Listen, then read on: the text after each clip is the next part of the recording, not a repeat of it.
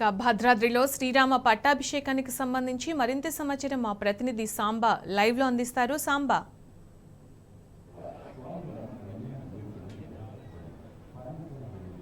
సునీత, నిన్నంతా శ్రీరామ నామస్మరణతో భద్రగిరిలో పులికించిపోయాయి. వేలాది మందిగా వచ్చినటువంటి భక్తులు నేత్రానంద మధ్య నిన్న స్వామివారి కళ్యాణాన్ని అంగరంగ వైభవంగా నిర్వహించారు. ప్రతి ఏటా కూడా శ్రీరామచంద్రుడి కళ్యాణం అనంతరం మరుసటి రోజు స్వామివారికి పట్టాభిషేకం నిర్వహించడం అనేది భద్రాచల దేవస్థానంలో వస్తున్నటువంటి ఆనవాయితీ. అందులో భాగంగా ఈరోజు మహాపట్టాభిషేకాన్ని నిర్వహించబోతున్నారు. కాసేపట్లో మిథిలా స్టేడియంలో నిన్న ఏదైతే కళ్యాణ మహోత్సవం జరిగిందో అదే వేదిక మీద శ్రీరామచంద్రుల వారికి పట్టాభిషేకం నిర్వహించడం కోసం ఆలయ అధికారులు అర్చకులతో పాటు రాష్ట్ర ప్రభుత్వం తరఫున కూడా భారీ ఏర్పాటు చేశారు. కాసేపట్లో ఆ కార్యక్రమం మొదలు కాబోతుంది.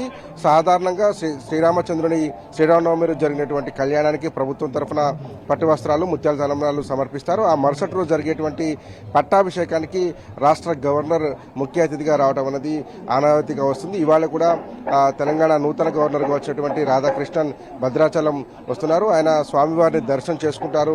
మొదట వచ్చిన తర్వాత స్వామివారిని మూలవిరాట్ని దర్శనం చేసుకున్న తర్వాత మిథిలా స్టేడియంలో జరిగేటువంటి పట్టాభిషేక కార్యక్రమానికి హాజరవుతారు.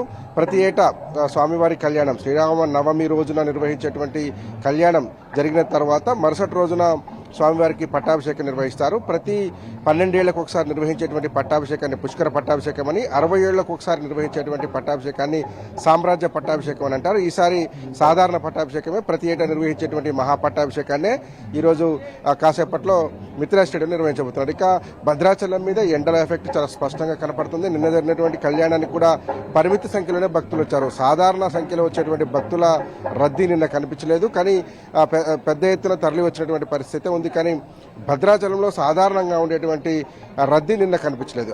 అదేవిధంగా ఈ రోజు కూడా రద్దీ కాస్త పలచగానే ఉందని చెప్పుకోవచ్చు. మిథిలా స్టేడియంలో పరిమిత సంఖ్యలోనే భక్తులు ఉండేటువంటి ఆస్కారం కనపడుతుంది. దీనికి ప్రధానంగా 2 కారణాలు ఉన్నట్టుగా కూడా అధికారులు చెప్తున్నారు. ఒకటి, ఎండ తీవ్రత ఉండటంతో భక్తుల సంఖ్య తగ్గిందనేటువంటిది ఒక అంచనా ఉంది. అట్లాగే 2 రాష్ట్రాలు కూడా, ఉభయ తెలుగు రాష్ట్రాలు, అటు తెలుగు రాష్ట్రాల నుంచి ఆంధ్రప్రదేశ్ కావచ్చు, ఇటు తెలంగాణలో కావచ్చు, 2 చోట్ల కూడా ఎన్నికల వేడి ఉండటంతో కొంత జనం తక్కువ వచ్చారనేటువంటి అంచనా ఉంది. ఇక మహాసామ్రాజ్య పట్టాభిషేకం, పుష్కర పట్టాభిషేకం లాగా కాకుండా ఏటా నిర్వహించేటువంటి మహాపట్టాభిషేకానికి పూర్తి ఏర్పాటు చేశారు. ఇదే వేదిక మీద పట్టాభిషేకం నిర్వహించబోతున్నారు. గవర్నర్ దంపతులు విచ్చేసి పట్టు వస్త్రాలు, ప్రభుత్వం తరఫున పట్టు వస్త్రాలు సమర్పిస్తారు. అట్లాగే భద్రాచల దేవస్థానం దక్షిణ భారతదేశ అయోధ్యగా పేరుగాంచింది. ఇక్కడ నిర్వహించేటువంటి క్రతువులంతా కూడా తమిళనాడులో ఉన్నటువంటి శ్రీరంగం దేవాలయాన్ని పోలి ఉంటాయి. ఆగమ శాస్త్రాన్ని అనుసరించి ఇక్కడ క్రతువులు, కళ్యాణ సంబంధించినటువంటి వేడుకలు నిర్వహిస్తూ ఉంటారు. అట్లాగే దీంతో పాటే కళ్యాణంతో పాటు పట్టాభిషేకం నిర్వహిస్తారు. శ్రీరామచంద్ర ప్రభు పరిపాలిస్తున్నట్టుగా భావించి, ఆయన సామ్రాజ్యంగా ఈ భూమండలాన్ని భావించి పట్టాభిషేకం ఏటా నిర్వహిస్తున్నట్టుగా కూడా ఇక్కడ ఉన్నటువంటి వేద పండితులు చెప్తా ఉంటారు. అందులో భాగంగానే ఇవాళ కూడా స్వామివారికి మహాపట్టాభిషేకం నిర్వహించబోతున్నారు. దానికి సంబంధించినటువంటి ఏర్పాట్లు, క్రతువులంతా పూర్తి చేశారు. ఇక దక్షిణ భారతదేశ అయోధ్యగా పేరుగాంచినటువంటి భద్రాచలంలో జరిగేటువంటి క్రతువులన్నింటికి కూడా ప్రపంచవ్యాప్తంగా ఉన్నటువంటి శ్రీరామచంద్రుని భక్తులు ఎంతో భక్తి ప్రపత్తులతో చూస్తూ ఉంటారు. ఇక్కడికి వచ్చి ప్రత్యక్షంగా పాల్గొనేటువంటి వారు వివిధ సామాజిక మాధ్యమాల్లో చూసి స్వామివారి సేవలన్నింటినీ కూడా తిలకించి పునీతులవుతున్నటువంటి పరిస్థితి ఉంటుంది. కాబట్టి ఈ రోజు నిర్వహించేటువంటి పట్టాభిషేకానికి కూడా దేశవ్యాప్తంగా గుర్తింపుందని చెప్పుకోవచ్చు. ఉత్తరాదిన ఏదైతే అయోధ్యలో బాలరామ ప్రతిష్ఠ జరిగిన తర్వాత జరుగుతున్నటువంటి తొలి కళ్యాణ మహోత్సవం కావచ్చు, తొలి సామ్రాజ్య పట్టాభిషేకం కావచ్చు, ఇక్కడ మహాపట్టాభిషేకం కావచ్చు, భద్రాచలం నిర్వహించబోతున్నటువంటి నేపథ్యంలో నిన్న జరిగినటువంటి కళ్యాణానికి కావచ్చు, ఇవాళ జరిగినటువంటి కళ్యాణానికి జరుగుతున్నటువంటి పట్టాభిషేకానికి కావచ్చు, దేశవ్యాప్తంగా ఒక భక్తుల యొక్క అటెన్షన్ ఉందని చెప్పుకోవచ్చు. పెద్ద ఎత్తున వివిధ సామాజిక మాధ్యమాలు, ఎందుకంటే ఇక్కడికి చేరుకునేటువంటి భక్తులందరూ కూడా సామాజిక మాధ్యమాల ద్వారా స్వామివారికి సంబంధించినటువంటి క్రతువులను వీక్షిస్తున్నారు. ఇప్పటికే ఆలయ అధికారులు అన్ని ఏర్పాట్లు పూర్తి చేశారు. కాసేపట్లో శ్రీరామచంద్రుల వారిని, సీతమ్మ వారిని కూడా తీసుకొని మిథిలా స్టేడియానికి రాబోతున్నారు. వచ్చిన తర్వాత దాదాపు 10:30 నుంచి మొదలైనటువంటి క్రతువు 2 గంటల పాటు 12:30, 1 గంట వరకు కూడా కొనసాగుతుంది.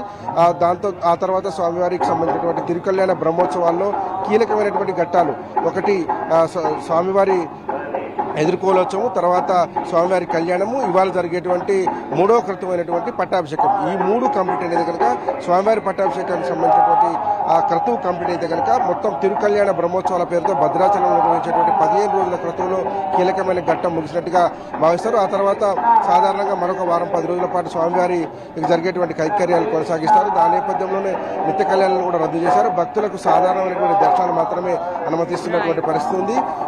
నిన్న స్వామివారికి సంబంధించినటువంటి కళ్యాణానికి సంబంధించినటువంటి తలంబ్రాలను కావచ్చు, అట్లాగే లడ్డూలను కావచ్చు పెద్ద ఎత్తున వితరణ చేశారు. ఇప్పటికి కూడా స్వామివారి కళ్యాణానికి సంబంధించినటువంటి తలంబ్రాలను భద్రాచలంలో వివిధ ప్రాంతాల్లో అందుబాటులో ఉంచారు. నిన్న బస్సులకు కూడా ఇచ్చినటువంటి పరిస్థితి ఉంది. ఇంకా ఎవరైనా భక్తులు కనుక తీసుకున్నట్టయితే కనుక వచ్చి తీసుకోవాలని కూడా ఆలయ అధికారులు చెప్తున్నారు.